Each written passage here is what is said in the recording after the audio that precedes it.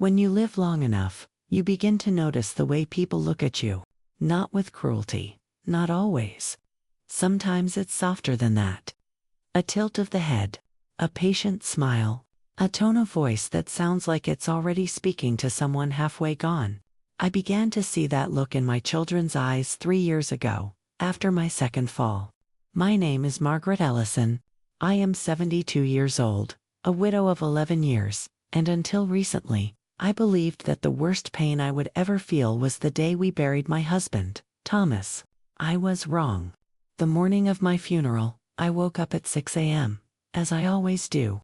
I slipped my feet into my slippers, shuffled to the kitchen, and brewed coffee strong enough to wake the dead, which, as it turns out, would have been fitting.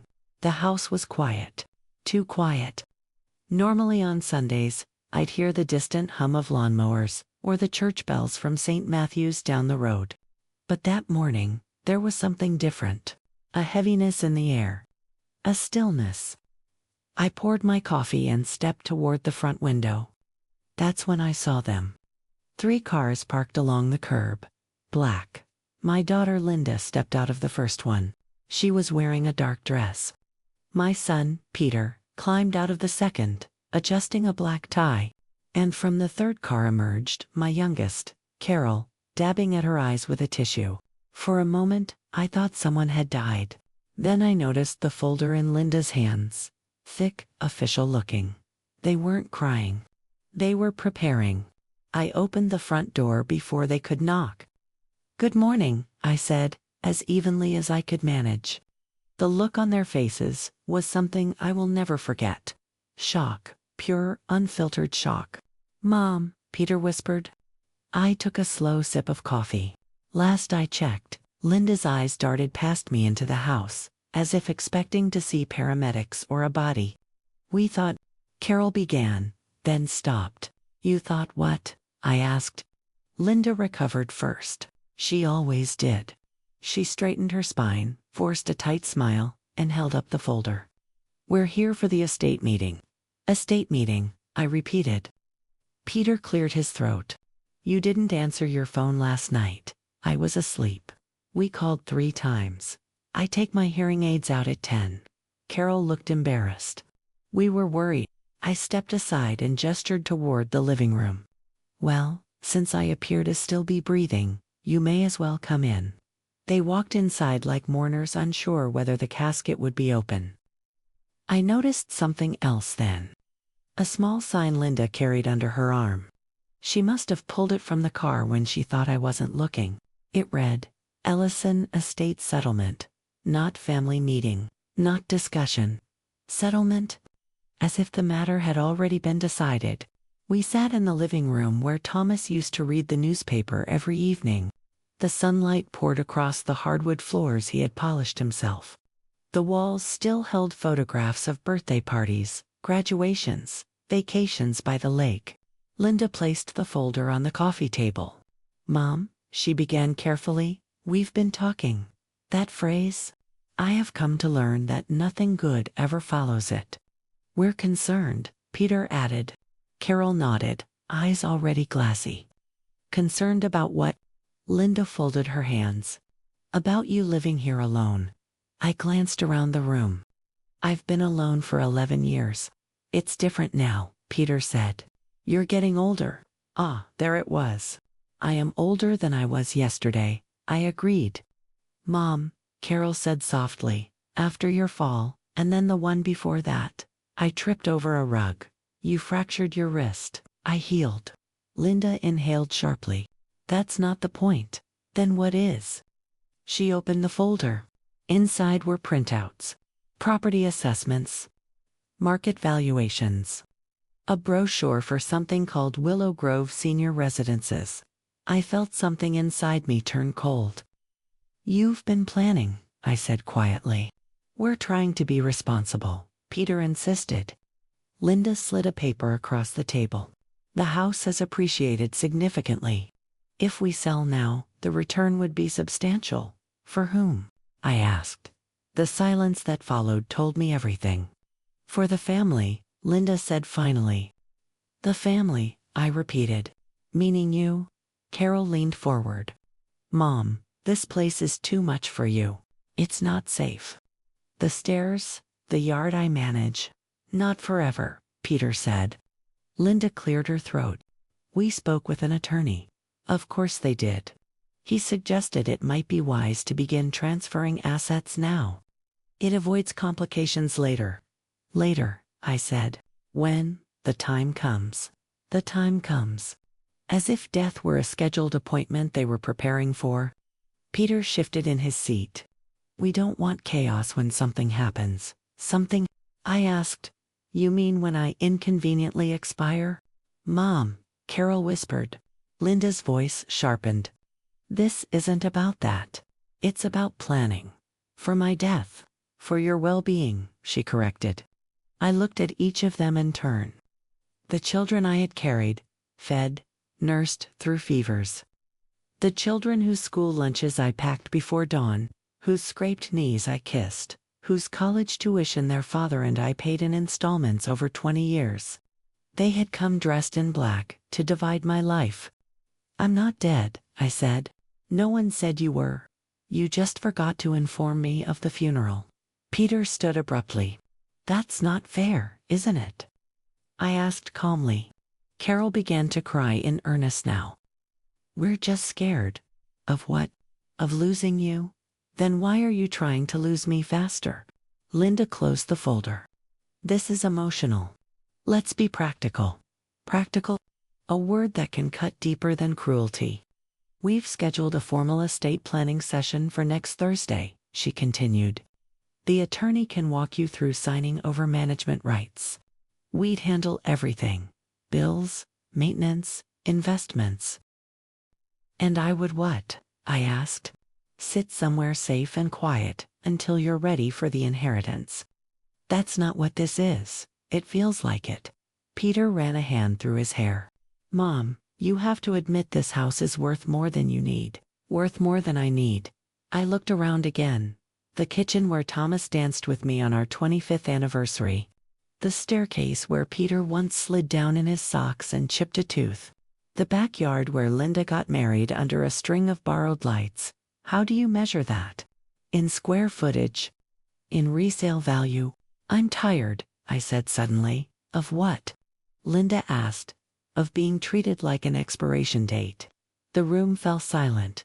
I will not attend my own estate settlement, I continued. And I will not sign anything.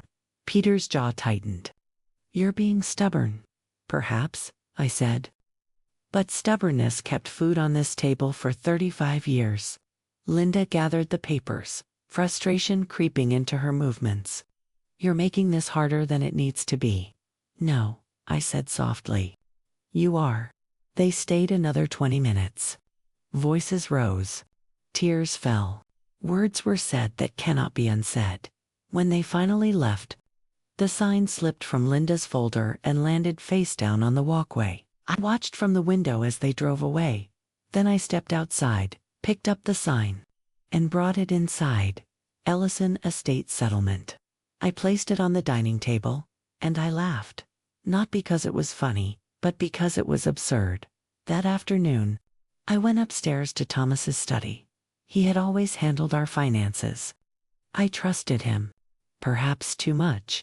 After he died, I maintained what I knew. The checking account, the pension, the savings, enough to live comfortably. Not extravagantly. But there were things he never discussed in detail. Investments. Trusts. Double quotes. Just in case, he used to say. I opened the bottom drawer of his desk. Inside was a leather portfolio I had never examined. Closely, not my name was embossed on it. Margaret Ellison. I sat down. Slowly. Inside were documents. Deeds, account, statements, letters. And at the very back, a handwritten note in Thomas's unmistakable script. My Maggie, if you are reading this, it means either I have finally convinced you to organize the desk, or I am no longer there to do it myself. You never liked discussing money. You always said love was enough, but love does not protect against foolishness. I have structured everything so that you remain in full control as long as you live. The children will inherit in time, but not before. They are good people. But even good people can become impatient. If they ever forget who you are, remind them, and if necessary, teach them. I felt my throat tighten.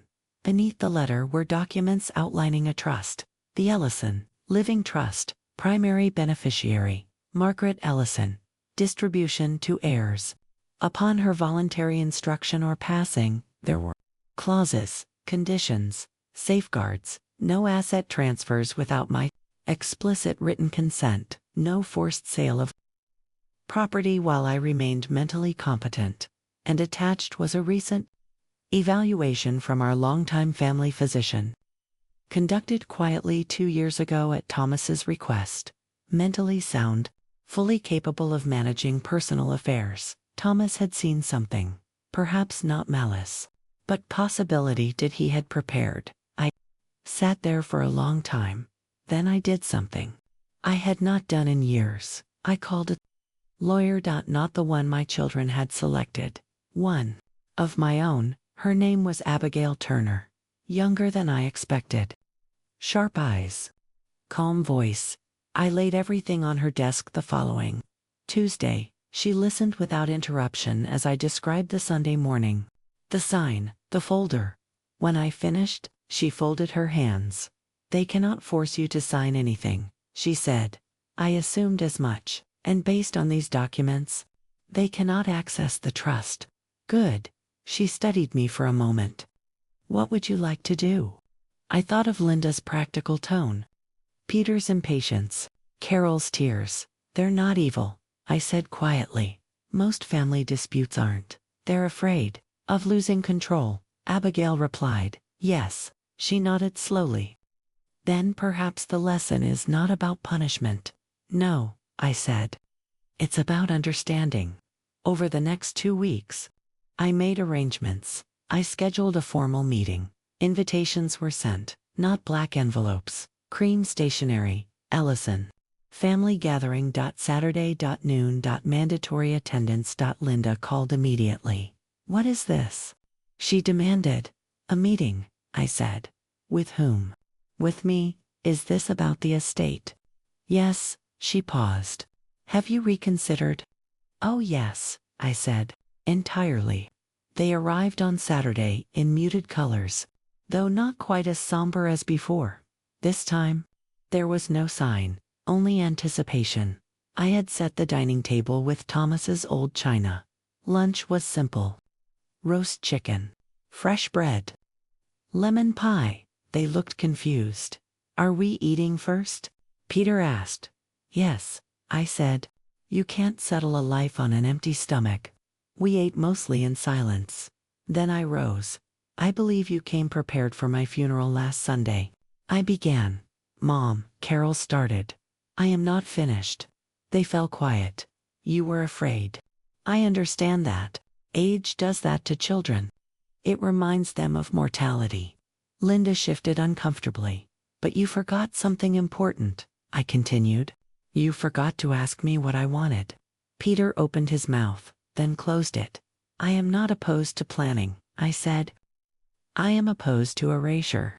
I walked to the sideboard and retrieved 3 envelopes. I handed one to each of them. What's this? Linda asked. Your inheritance, I said. They stared at me. Already. Peter whispered. In a manner of speaking, they opened the envelopes. Inside were letters, and a single sheet of paper. Linda read first. Her lips tightening, Peter's brow furrowed. Carol began to cry again. Each letter detailed a portion of the estate they would receive eventually, but the attached paper outlined a condition. Before any distribution, each of them must complete one act, not a financial transaction, not a legal formality, an act of kindness, specific, personal. Linda was required to volunteer 1 year at the community legal clinic, offering pro bono services to low-income seniors, navigating estate planning.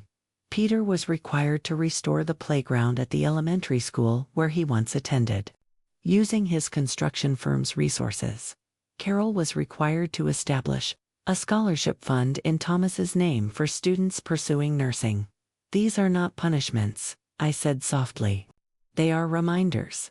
Linda looked up sharply. You're manipulating us. No, I said. I am guiding you. You can't attach moral conditions to inheritance, Peter argued. I just did. Carol wiped her eyes. Mom, why? Because wealth without character is rot. Silence settled over the room. I will not be divided while I am still alive, I continued. This house will not be sold while I sit in it. And my death will not be rehearsed in advance. Linda's voice trembled. We thought you were slipping away. I am not slipping, I said. I am standing. Peter stared at the letter in his hands. A year of volunteer work. Yes, that's substantial. So was raising you. Carol laughed weakly through tears. Linda closed her envelope slowly. And if we refuse, then you will inherit nothing beyond memories. Peter leaned back in his chair, exhaling. For the first time since that Sunday morning, they were not looking at me as a liability. They were looking at me as a force. I don't want your money, Carol whispered suddenly. Good, I said. Then do the work for the right reasons. Linda met my eyes. This is about control. Yes, I agreed. Mine. No one spoke for a long time. Finally, Peter nodded. I'll rebuild the playground, he said quietly. Carol squeezed his hand. I'll start the scholarship. Linda hesitated the longest. Then she sighed. The clinic could use someone experienced, she admitted. I felt something loosen in my chest. I am not your estate, I said gently. I am your mother. That afternoon, they left without argument. No black cars. No folders. Only letters tucked under arms and thoughts heavier than before. In the months that followed, something remarkable happened. Peter began spending weekends at the elementary school. At first reluctantly, then with pride. Carol met with university administrators. The scholarship fund grew. And Linda surprised me most. She called one evening. Mom, she said quietly, you wouldn't believe how many seniors sign documents they don't understand. I might, I replied. There was a pause. I'm sorry, she said. For what? For thinking of you as paperwork. I smiled into the receiver. Apology accepted. 1 year later, we gathered again. Not in black and color. The playground gleamed with fresh paint. Children's laughter echoed where rust had once stood. The scholarship awarded its first recipient, a shy young woman with bright eyes and steady hands. And the legal clinic reported a 40% increase in senior outreach. At dinner that evening, Peter raised a glass. To Mom, he said.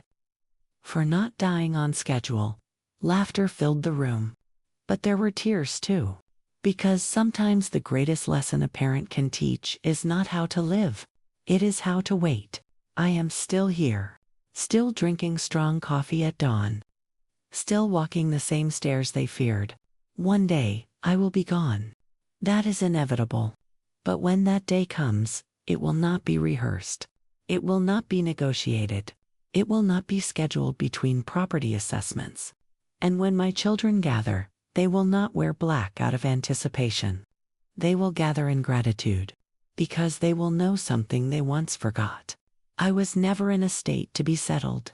I was a life still being lived.